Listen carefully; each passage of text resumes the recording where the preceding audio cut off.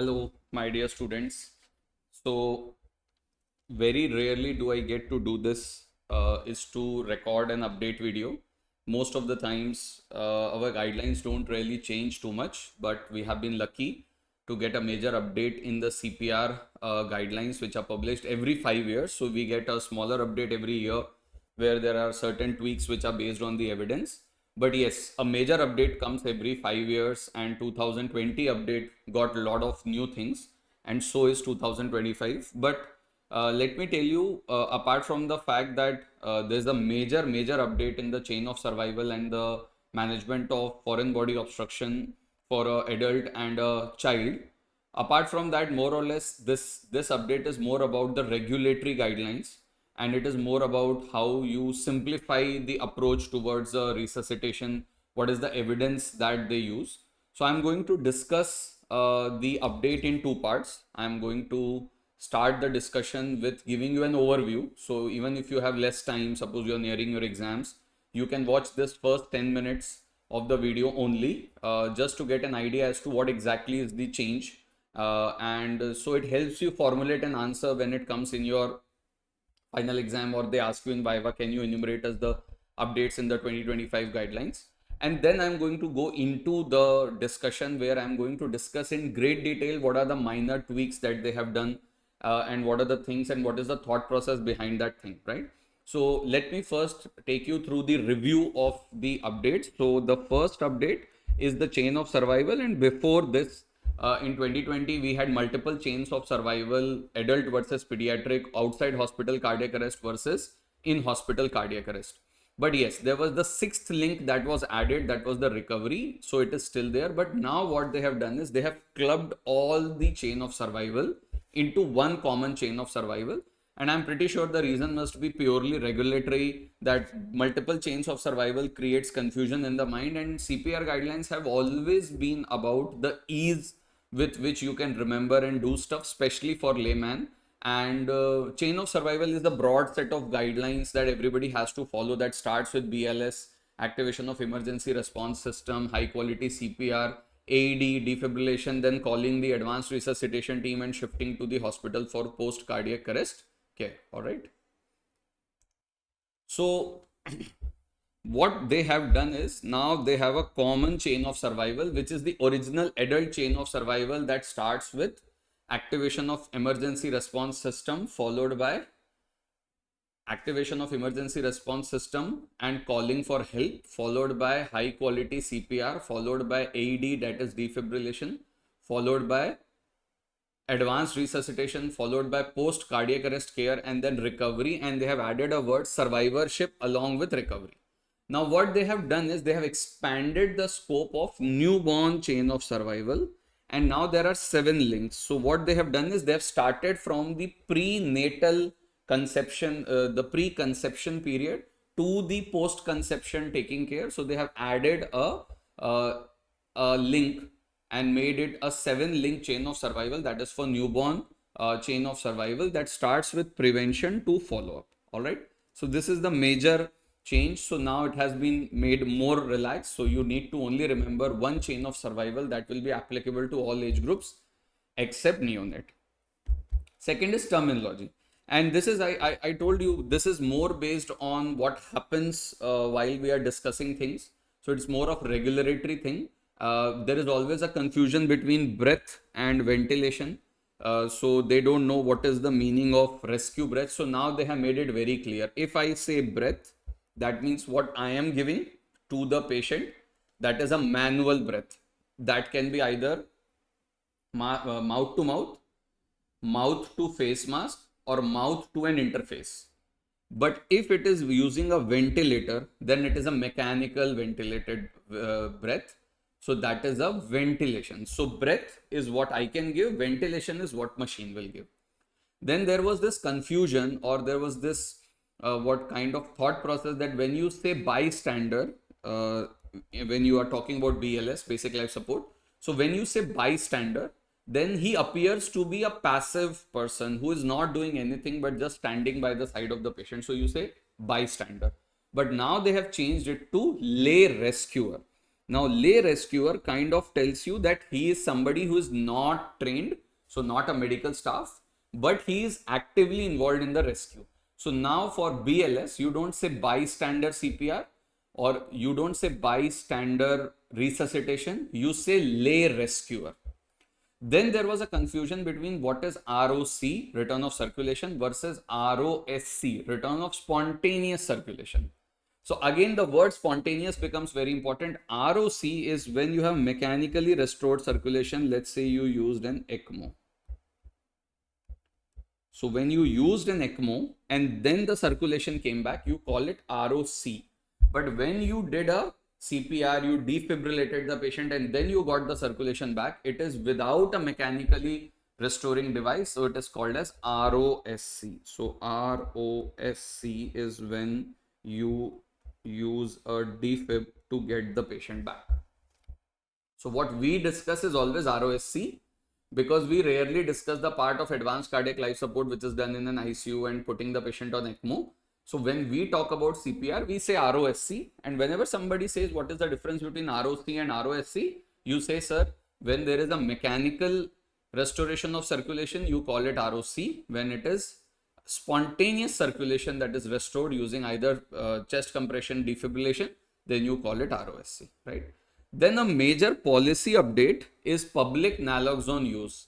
So earlier it was only for the part where there is a respiratory arrest. So with pulse, without breathing, they said, okay, you suspect opioid dose, you have access to naloxone, you give it. But now they have included it in the BLS guidelines. That means if you are suspecting a cardiac arrest because of opioid overdose, then also you can, and a BLS, that is a lay rescuer, can use naloxone. And what they have basically done is they have removed the regulatory guidelines which will implicate a patient in giving a drug when they are non-doctors, which is not very relevant in India, but in Western countries, it does make a difference. You are not even a doctor when you are working, when you are gone in some other county where you are not registered as a doctor. But in India, we don't really care about these things so much. But there it is a major regulatory thing. You can get jailed, you can get involved in a litigation. So there what they have done is they have removed this litigious part where if you suspect that there's an opioid overdose and you give naloxone, and even if the patient doesn't survive, they are not going to litigate it. So that is what it is. Class 1 support for public policies that permit naloxone use and distribution. Naloxone included in adult BLS algorithm for lay rescuer use in suspected opioid arrest also. So even if somebody is in cardiac arrest and you suspect that this is because of the opioid overdose, you can still give naloxone.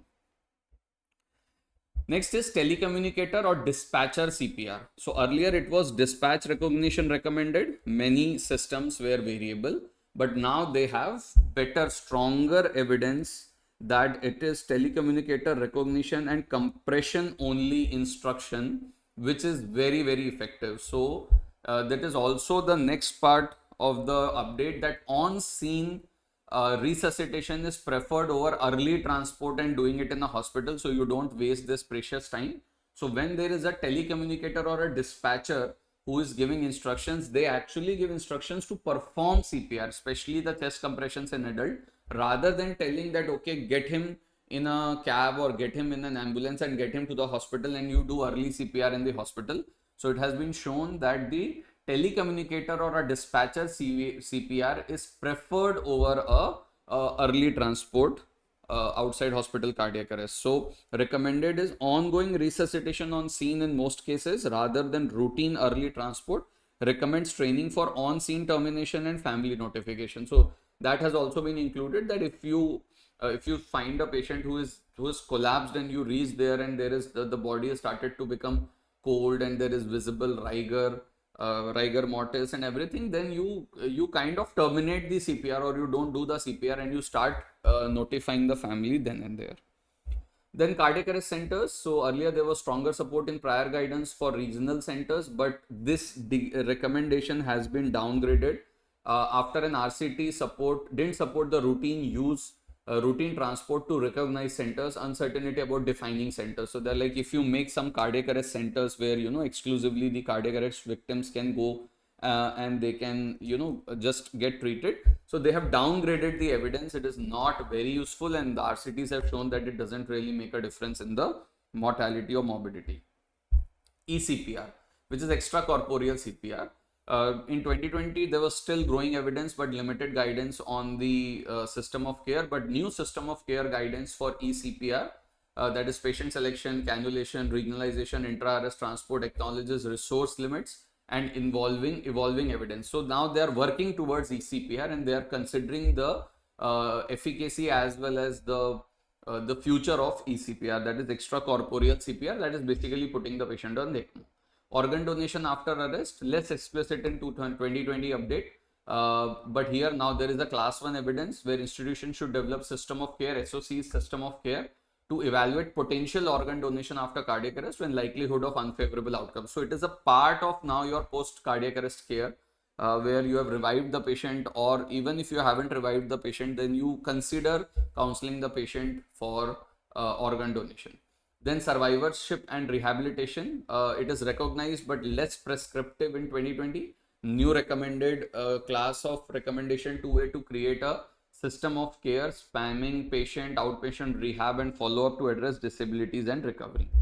Then comes to the guidelines and neonatal cord management. So earlier guidance were variable, although 2023 update kind of put the things in perspective, but now along with the American Association of Pediatrics, now they say that if it is a term or a near term or late preterm patient, then you defer cord clamping for more than 60 seconds for a non-vigorous or a vigorous baby. So not needing immediate resuscitation, you can defer cord clamping. If you need to immediately resuscitate, then cord milking reasonable in some late preterm or term, but contraindicated below 28 weeks. So deferring of cord clamping is, I think, what you also know, that it is something which has been very useful. It increases the hemoglobin, it increases the circulating blood volume, decreases the risk of shock. So it is always preferred that if the child allows, if the child is not completely unresponsive, then you defer cord clamping for about 60 or more than 60 seconds. Neonatal oxygenation and ventilation. So you start FiO2 of 21% for term or late preterm. Varied recommendation for preterm, where emphasis on pulse oximeter guided titration, because always there is a risk of retinopathy of prematurity. Then pediatric CPR. So although in an adult we say if you are not able to give breaths, that is fine, at least you should do compression only CPR. But now evidence is saying that in pediatric patient, the emphasis should be compression and breaths. So even if you don't want to, you have to give the breaths, which has shown to be superior to only compression only CPR in pediatric patient. In adult, you can still go for compression only CPR. Now, this is a major thing, infant compression technique. So earlier what we used to say was that a single rescuer can use 2-finger technique in an infant, and 2 rescuers should use 2-thumb encircling technique. But now they have said that 2-finger technique is not good. So they have eliminated the 2-finger technique. Either it is now heel of one hand, 2 hand if the child is large, or if you can encircle, then 2-thumb encircling technique, right? So either one hand technique, which is preferred, better depth and guidance compliance, or a 2-finger or a 2-thumb encircling technique. But you do not use 2-finger technique. Remember, 2-finger technique is out. 2-finger technique is out. Okay. Then minimizing the peri-shock pauses. So just the emphasis has been increased. Now it is class 1 recommendation that you try to minimize the interruptions before or after the shock and reduce peri-shock pauses. And that is why I say immediately after shock, resume CPR. Major update, foreign body obstruction. Now we know before this we had a very simple approach where foreign body obstruction, either partial or complete. Partial, you don't do anything, you instruct the patient to keep coughing, and so the hope that it will come out, or refer them to an ENT surgeon so that they can take out whatever has been obstructed. Since it is partial, it is not a life-threatening emergency. But if it is a complete airway obstruction where you see signs of choking, cyanosis, apnea, inability to speak, unconsciousness, all those severe or complete airway obstruction, then in adults that is more than 1 year, you were simply going for abdominal thrust called as Heimlich's maneuver, while in less than 1 year, 5 back blows and 5 chest compression. Look at the terminology, chest compression. Now what they have said is for less than 1 year, it is still the same. But instead of using chest compression, they are using the word chest thrust. And their logic is very simple. When we say compression, people start confusing it with the compressions of chest compression in the CPR, which has a particular method that you will use the heel of one hand and the depth should be at least 1/3 AP diameter of the chest and the rate should be 100 to 120. While when you are doing it in foreign body obstruction, these guidelines are not that specific. You just have to compress the chest, that is thrust the chest, so that there is increased intrathoracic pressure which will cause the foreign body to come out. All right. So at this point of time, you don't really need to remember all those things in the chest compression. Therefore, the terminology has been changed to chest thrust. So now an infant with complete foreign body obstruction, you will give 5 back blows, 5 chest thrust, and the thrust has to given using the heel of the palm. So again, 2-finger technique is out. Heel of the palm is what you're going to use. But what has changed is what you do in more than 1 year, that is a child or an adult. Earlier, we used to rely only on Heimlich's maneuver, but now we add 5 back blows and then 5 abdominal thrusts, that is Heimlich's maneuver. So that is the major thing that you have to remember, that in adult and children, you will start with back blows first and then move on to abdominal thrusts. And in pediatric, you have 5 back blows and 5 abdominal thrust or chest thrust. All right. Understood? This should be chest thrust. I don't know. By mistake, it's written. Yeah, it is chest thrust. Understood? So that is the major update here, that earlier we used to only rely on abdominal thrust, that is Heimlich's maneuver. But now we feel that it would be better if we just give some back blows that causes the foreign body to get exhaled out, and then only we move on to the chest thrust. All right. And once again, just reiterating this fact, BLS में inclusion of naloxone and breath guidance. Now breath, what they have said is, in breath, the criteria is that you give breath which causes visible chest rise. So that is your criteria of an adequate breath. Visible chest rise is the criteria of adequate breath.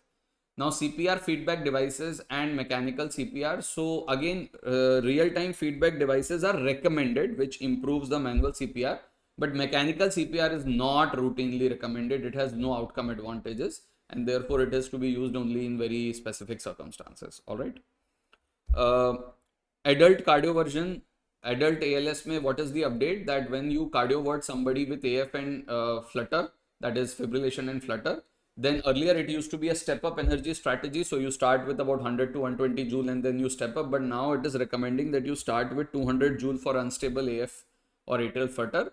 And it has shown that higher initial success and less total energy requirement. So you directly start with only 200 joule. Head up CPR, double sequential defibrillation, emerging techniques in 2020, but not recommended for routine use. Head up CPR is when while you are doing the CPR, you keep changing the position of the patient for improved blood circulation.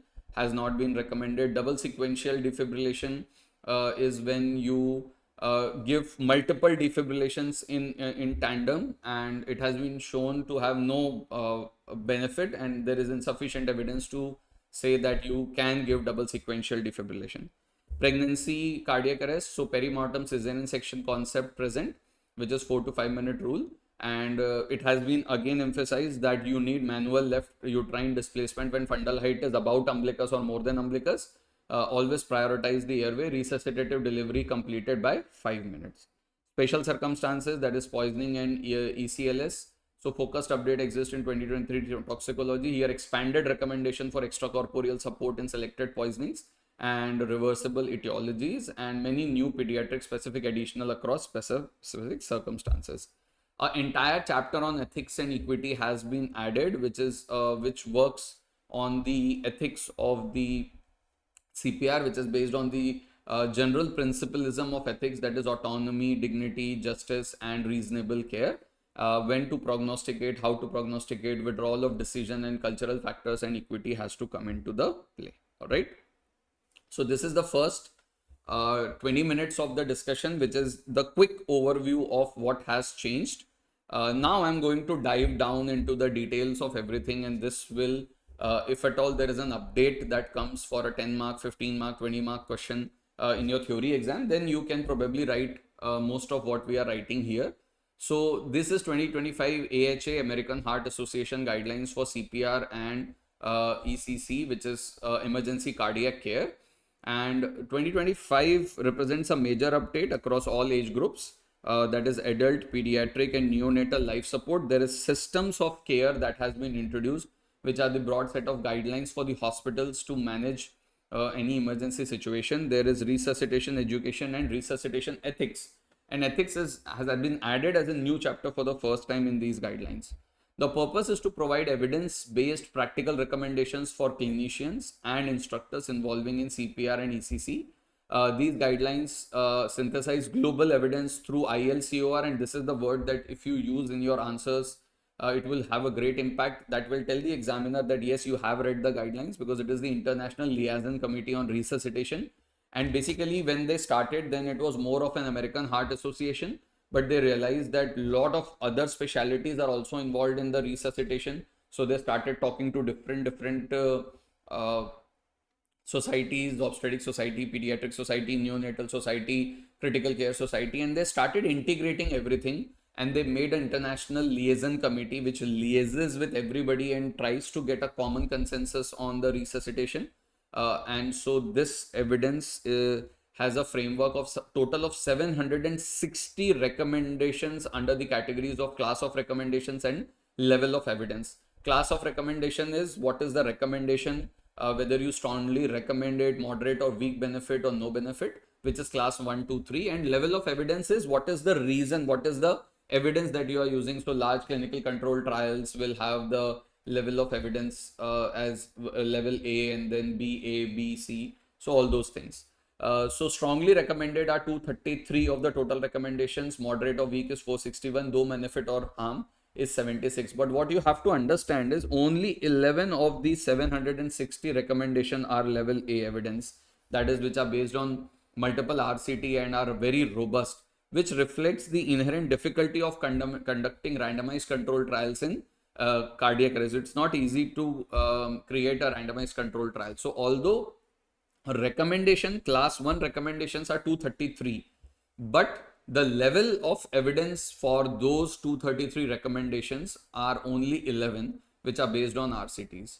So clinical significance in real world is to push towards ethical transparency, standardized evidence review, and implementation of findings at both individual and system levels. Let's talk about this new chapter on ethics, and this is what I always teach in the ethical aspects in anesthesia as well, that ethics is recognizing that the cardiac arrest decisions are not only clinical but also deeply moral and societal. So earlier we used to give the CPR guidelines as only do's and don't statements, but now we are thinking, what if we give a complete roadmap for an individual, for a primary care or a secondary care physician in a hospital, as to what goes on in a patient with cardiac arrest. So they founded the ethical principle framework called as principlism, which is based on 4 key aspects, which is beneficence, non-maleficence, autonomy, and justice. Beneficence is what you do should help the patient, so duty to help and act in the best interest of the patient. Non-maleficence is to avoid actions that may cause harm, like prolonged futile CPR. Autonomy is respects of patient's choices, advance directives, and surrogate decisions. If the patient is a DNR patient, or the patient doesn't wish, or the relatives do not wish, the caregivers do not wish, then you have to respect the autonomy. And justice, that is fair distribution of care, access, and use of limited resources. So and if you go and see the session on ethics in anesthesia, there I talk about these things, because these are general principles of ethics. It is not only related to CPR, but primarily ethics means beneficence, non-maleficence, autonomy, and justice. And that is what we also do in the theater. For every patient that we take up for surgery, we try to do the best for them. We try to make sure we don't do anything that harms the patient. But if the patient has taken a choice, we have to respect it. That is always the case with GA versus RA, or RA versus spinal. And justice, that is whatever resources you have, you try to use the best for the patient.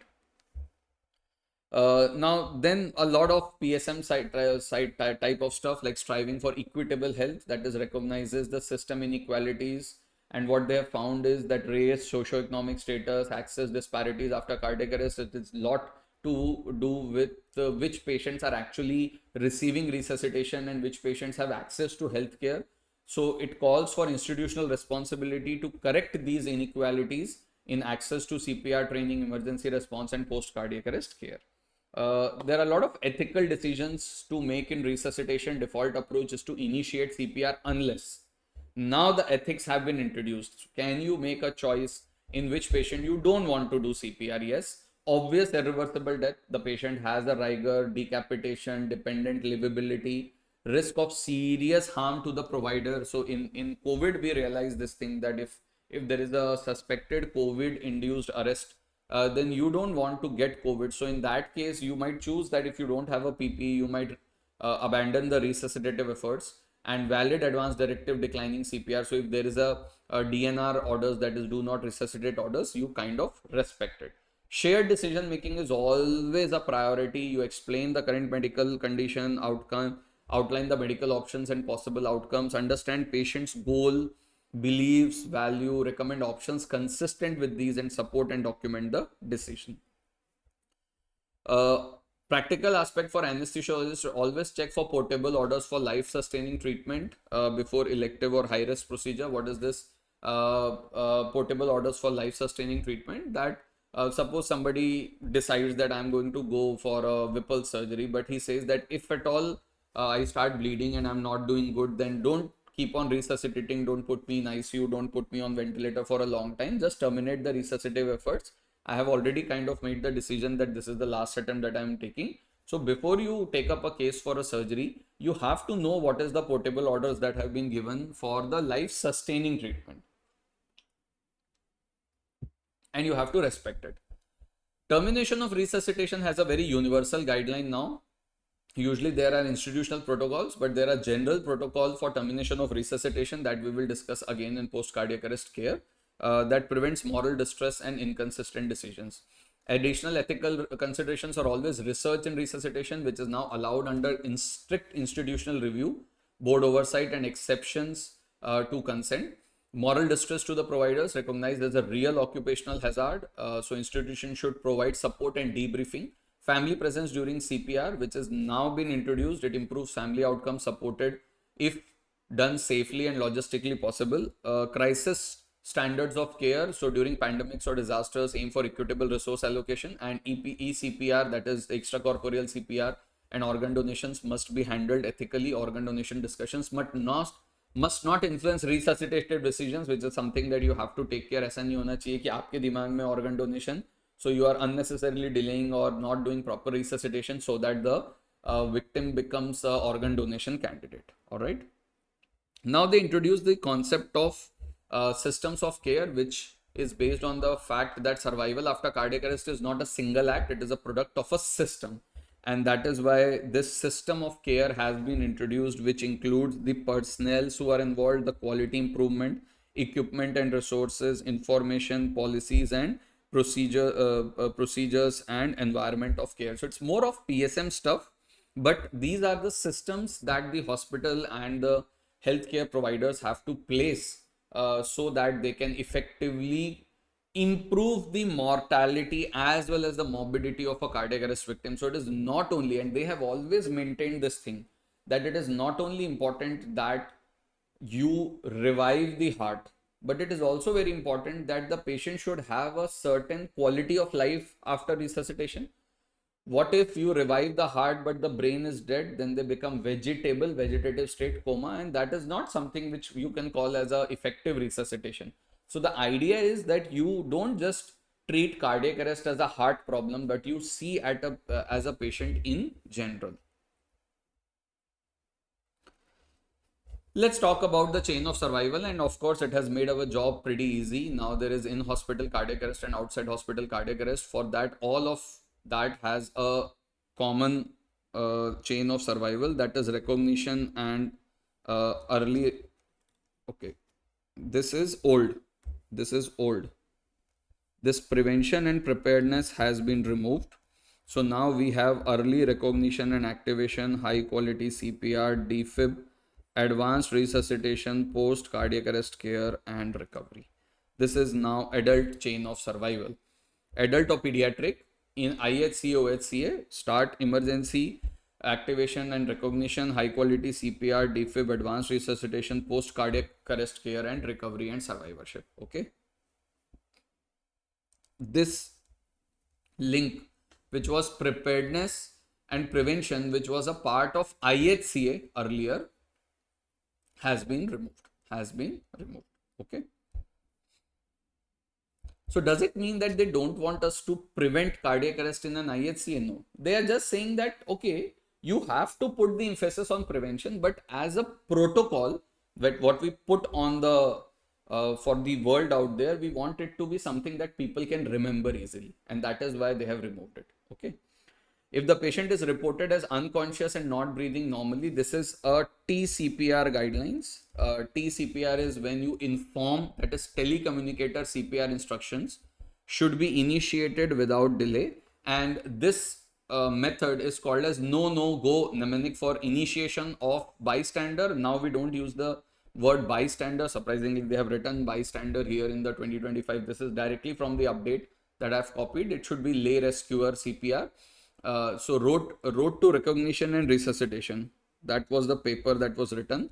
And this is the role of telecommunicators and telephone CPR, quality index in cardiac arrest survival with permission from Resuscitation Academy, Seattle, America. So that is no-go. That is no conscious, no breathing or normal breathing, go CPR instructions. So no-go. That is what has been introduced. What are the key updates overall to 2025 changes? New focus on safety hurdles for at-risk hospitalized patients reduces IHCA rates. Community initiatives, so mass training, school CPR certification, mass media campaigns to increase bystander CPR rates. Naloxone access to the public, so placed alongside AEDs in public locations. Legal protection for lay users. Dispatcher assisted CPR for adults, hands only is okay, but for children it has to be conventional, that is with breaths. Team composition, ALS trained, role defined core teams for both OHCA and IHCA. Debriefing now becomes very important, and always there are two types of debriefing. Debriefing, one is hot debriefing, which is done immediately after an event, and one there is a cold, that is delayed debriefing, that you do after everything has happened, where the team sits and discusses everything. Transport, prioritize on-scene resuscitation over transport over ongoing CPR. Unless the ECPR or specialized care, and ECPR regionalized centers strict selection criteria to maximize benefit. Recovery, multidisciplinary rehabilitation system for post cardiac arrest care survivors. Let's come to the guidelines, and now let's start with neonatal life support.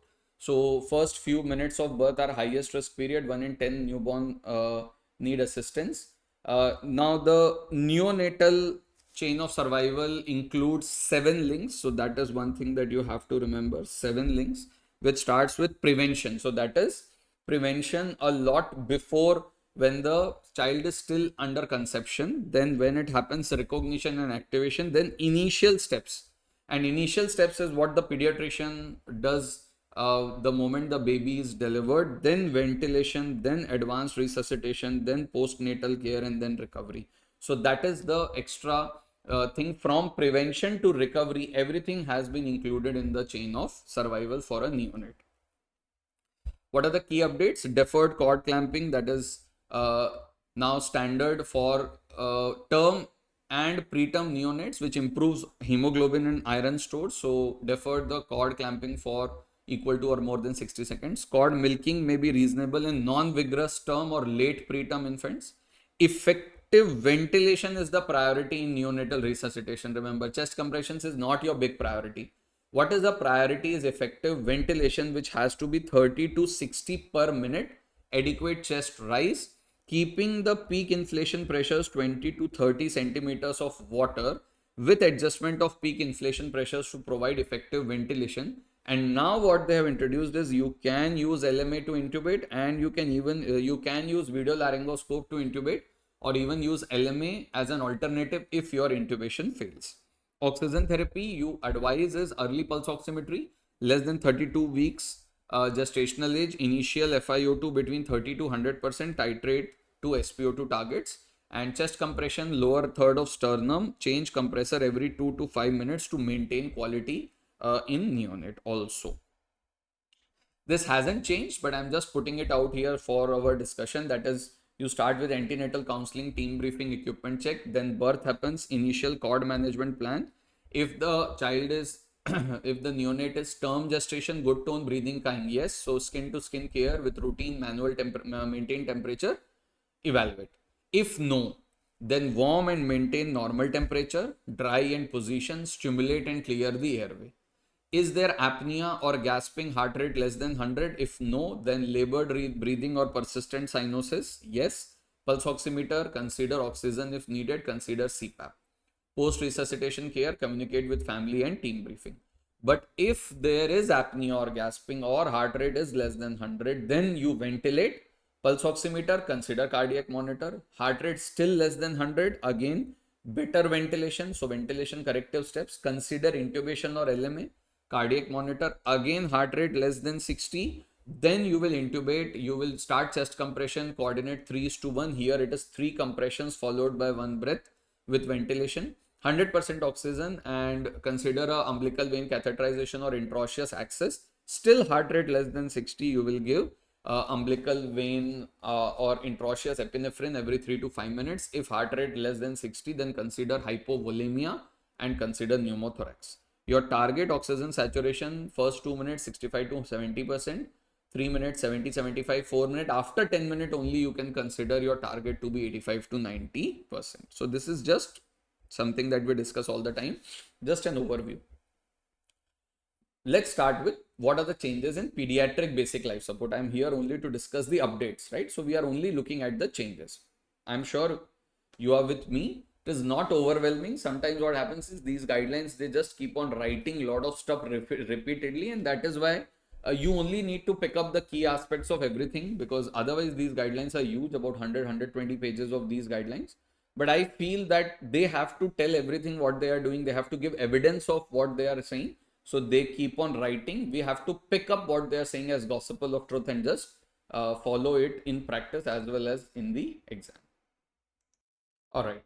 So let's discuss the pediatric basic life support. The key principles are that the cause is rarely primarily cardiac. It is mostly of either respiratory or shock induced. So the idea is early recognition, high quality CPR and defibrillation.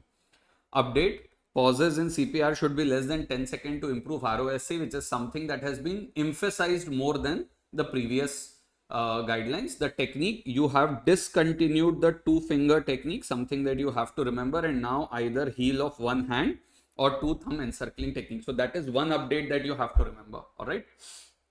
Next is foreign body obstruction. So again, in children, you go 5 back blows, 5 abdominal thrust. In infant, 5 back blows, 5 chest thrust. 5 chest thrust. How do you do? This is the using the heel of the palm. You give a chest thrust, heel of the palm for back blows. If it is a child, then you give Heimlich's maneuver, which is subdiaphragmatic thrust, also called as abdominal thrusts. Okay. This is the algorithm for the foreign body obstruction in a pediatric patient. So again, the first step is always verifying the scene safety, and then you check for signs of severe foreign body airway obstruction. Severe foreign body airway obstruction. All right. So what are the signs of foreign body airway obstruction? Weak or absent cough, unable to cry, change in color, cyanosis, altered mental status, apnea. If it is absent, that means it is not a severe foreign body obstruction, that is a partial airway obstruction. So you will encourage cough and you will continue to check for signs of severe foreign body airway obstruction. Anytime a partial airway obstruction can get converted into a severe airway obstruction. If it is present, then you activate emergency response system and then check for responsiveness. If the victim is responsive, then you will give 5 back blows and 5 chest thrusts. So remember, the terminology has been changed. Instead of 5 chest compression, now it is 5 chest thrust. Repeat until object is expelled or infant becomes unresponsive. If object is expelled, continue to monitor until the advanced care arrives. And if the victim becomes unresponsive, then you will start CPR until the advanced team arrives, and you will start with compressions. And before giving breath, always check for visible object in the mouth prior to breath. Always check for visible object. So you will open the mouth. So if you open the mouth, and you see anything visible, then you take it, otherwise you will give a breath. All right. So this is the change in the algorithm. 5 back blows, 5 chest thrusts. This is the BLS algorithm for a pediatric patient. So more or less everything what we discuss in the adult. Verifying the scene safety is always the first step. Checking for responsiveness is the second step. Once the victim is unresponsive, calling for help is the third step. So first step, verifying scene safety. Second step, check for responsiveness. Third step, call for help. And then only you will look for breathing and pulse. So remember, checking for pulse and breathing in BLS is the fourth step. We often get confused. We feel that checking for pulse and breathing is our priority. No, calling for help is our priority. Three things can happen. You can have normal pulse, normal breathing. So you will only monitor normal pulse, no breathing. That is respiratory support. So 1 every 2 to 3 seconds. And you can administer naloxone if it is available. If it is abnormal breathing, no pulse felt, or no breathing, that is a collapse. Then see whether it was a witnessed collapse or not. If it is witnessed collapse, then you will first activate emergency response system, try to get an AED, and then you will start CPR. But if it is unwitnessed collapse in a pediatric patient, you will first give 5 cycles of CPR, 30:2. Then when the second rescuer arrives, then you will change it to 15:2. And then when the help arrives, you will use AED defibrillation. And now in BLS algorithm, you can use naloxone. After 2 minutes, if still alone, activate emergency response system and retrieve AED if not already done. Check for the rhythm. If it is shockable, give shock. Immediately after shock, resume CPR. If it is non-shockable, just continue CPR and wait for the ACLS team to come. So the basic difference between adult and pediatric CPR remains the same, that unwitnessed collapse in a pediatric patient, always give 2 minutes of CPR before calling for leaving the victim to call for help. And now naloxone has been added in the BLS algorithm as well. This is how you perform now chest compressions. That is, either you use a heel hand technique or you use 2 thumb encircling technique.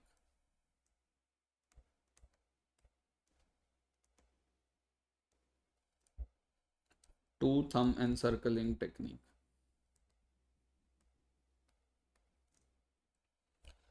Either you use the heel of the hand technique or a 2 thumb encircling technique. 2 thumb encircling technique. All right.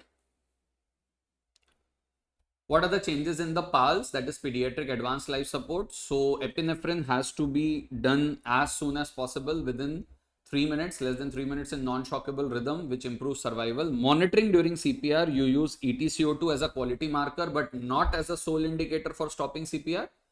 And if you can maintain an ETCO2 of 20 or more than 20 while you are performing CPR, that is a quality of good CPR. Maintain diastolic blood pressure more than 25 mmHg in infants and more than 13 children during CPR if arterial line is available. And in tachyarrhythmia management, adenosine is first for SVT. If ineffective and expert not available, then either you can use procainamide, amiodarone or sotalol. So you tachyarrhythmia, SVT, try adenosine. If it is not effective, you don't have an expert or cardiologist available, then you can try procainamide, amiodarone, sotalol. Post cardiac arrest care, maintain systolic and mean arterial pressure more than 10th percentile of age. Use multimodal neuroprognostication, that is EEG, biomarkers imaging, EEG within 24 hours post cardiac arrest, post arrest for prognosis, and evaluate survivors' physical, cognitive, emotional recovery within 1 year. So this is your basic difference between what happened in your PALS. Let's talk about adult BLS, and nothing major has changed except the fact that now foreign body obstruction, you will give 5 back blows followed by 5 abdominal thrusts. Core will always be high quality CPR, prompt defibrillation, which remains the cornerstone. In airway, suppose there is a suspected maxillofacial injury or a upper head neck injury, and you are not sure about the cervical spine status. So earlier it was recommended that you only give jaw thrust, but now if your patient is not getting ventilated with jaw thrust, you can use airway devices and you can use head tilt chin lift maneuver as well. So if that person is not getting ventilated because you are not giving opening the airway properly, then the cervical spine injury becomes secondary. So first you try the jaw thrust, but if it is not very effective, then you can use head tilt chin lift. Ventilation, one breath every 6 seconds. The idea is visible chest rise. So you give a breath which causes visible chest rise. Ventilation, compression to ventilation ratio remains the same before advanced airways, 30:2. For a women defibrillation pad, they have recommended to adjust the bra and not remove it to improve public access defibrillation in women, so that you don't waste time and it preserves the modesty of the women. So you adjust the bra and not remove it. Mechanical CPR devices are not recommended routinely, and in foreign body airway obstruction, 5 back blows and 5 abdominal thrusts. This is more or less the same. Verify scene safety, check responsiveness, shout for help, call for emergency response system, and then check for pulse and breathing. No pulse, no breathing. You will start CPR. Pulse present, no breathing. You will give rescue breaths 1 every 6 seconds. Consider Naloxone. And if it is no pulse, no breathing, start CPR. But now in BLS algorithm, if that arrest is due to suspected opioid overdose, you will still consider Naloxone. Then AED arrives, then you will give the shock. This is foreign body obstruction. Everything remains the same, except instead of 5 back blows, 5 chest thrust, it is 5 back blows and 5 abdominal thrusts. Rest everything remains the same. How will you give abdominal thrust? So because the patient is responsive, you can do it in sitting or standing. So you will hold the person and you will give back blows, and then you will give abdominal thrusts. Okay. ALS. So in advanced cardiac life support, the survival after OHC is about 10%, IHC is about 24%. The focus is always on defibrillation, vasopressor timing, and structured termination of resuscitation. There are different things that are being tried, like vector change and double sequential defibrillations, which have uncertain benefit and no evidence. More evidence is needed, so they are not recommended routinely. In vector change, you apply two different defibrillations, which are arranged in two different what you can say positions. One is your routine, which is the left apex and right parasternal, and another is exactly opposite, and then you sequentially give shock from both the ends. That is vector changing. What double sequential is when you apply one defibrillator machine and you give shocks repeatedly. So you give two shocks. So that is double sequential, and both have been shown to not have any benefit. AF, symptomatic AF, hemodynamically unstable AF, atrial flutter, you will start with highest energy, that is more than or 200 joule. IV is preferred over IO, and in fact in adult guidelines, what I have seen is they have removed the endotracheal drug administration. They have still maintained endotracheal drug administration in a neonatal resuscitation, but they say prefer IV over IO, better ROSC rates. Epinephrine after failed defibrillation in a shockable rhythm. Vasopressin adds no benefit, so it is reiterated. That has been told in 2020 update as well. Other antiarrhythmics have no role. CPR, head up CPR not recommended. Termination of resuscitation, TOR. Apply universal rule in unwitnessed collapse by EMS. No shock, no ROSC, and bradycardia refractory to drugs. Use temporary transvenous pacing, which is also something they said before. Now, this is the criteria for termination of resuscitation. This is BLS or universal criteria. This is the ALS termination of resuscitation. So in BLS criteria, arrest not witnessed by emergency medical service personnel, that is unwitnessed collapse. No return of spontaneous circulation before transport, that is when you have done at the site but there have never been any ROSC, and no AED was used. If all these three criteria are met, you can terminate resuscitation. If any of the criteria is not present, you can continue till either the criteria starts to getting meet or there is a ACLS team comes. In ACLS, there are four things: arrest not witnessed, no bystander CPR. So that is the thing that they have added. If somebody has not tried, so you were not present there, the ACLS team was not present there when the witness happened and nobody else did the CPR, and there is no ROSC and no shock was delivered. So obviously if all the four criteria are met, you will stop resuscitation. So difference between a BLS and ACLS termination of resuscitation is in BLS, you will look at the three things. You will look at the same three things in ACLS, but if there is no bystander CPR done, that directly says that you can terminate the resuscitation. Post cardiac arrest care, most of the things in the previous guidelines, we are just reiterated those findings, like trying to maintain a MAP of more than 65, avoiding hypotension. O2, you maintain 90 to 98% with a PaO2 target of 60 to 105 mmHg. CO2 normal, avoid hypo or hypercapnia. In temperature control, now maintain deliberate temperature management. So instead of 32 to 36 degrees Celsius, it is now 32 to 37.5. So basically, don't allow fever to set in, and at least 36 hours post ROSC. So they have now said at least 1.5 days. So 36 or more hours post ROSC. Diagnostic imaging, you will try to do a head to pelvis CT to identify the cause and resuscitation injuries. Echo, POCUS to detect mechanical causes like tamponade, PE. Coronary interventions, you prefer performing PCI before discharge for suspected cardiac cause, especially shockable rhythms and LV dysfunction. In neuroprognostication, just like before, use of multimodal assessment by using EEG, biomarkers, imaging, clinical examination. But what has been added is it's a biomarker called as neurofilament light chain, which has been introduced as a biomarker for neuronal injury and delay final prognostication more than 72 hours post ROSC. After recovery, assess and address emotional distress in survivors and caregivers before discharge, part of holistic post cardiac arrest care recovery. All right. So what I have done is I have summarized, and this is a detailed summary. And so I hope that I've been able to do justice to it. The first part of this discussion is the brief, which you can go through in 20 minutes and you can tell it to the examiner. But yes, you need to go to the guidelines.